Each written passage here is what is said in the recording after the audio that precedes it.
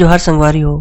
अगर आप मन ला हमार वीडियो पसंद इस होही तो वीडियो ला लाइक करो और चैनल ला सब्सक्राइब जरूर करो।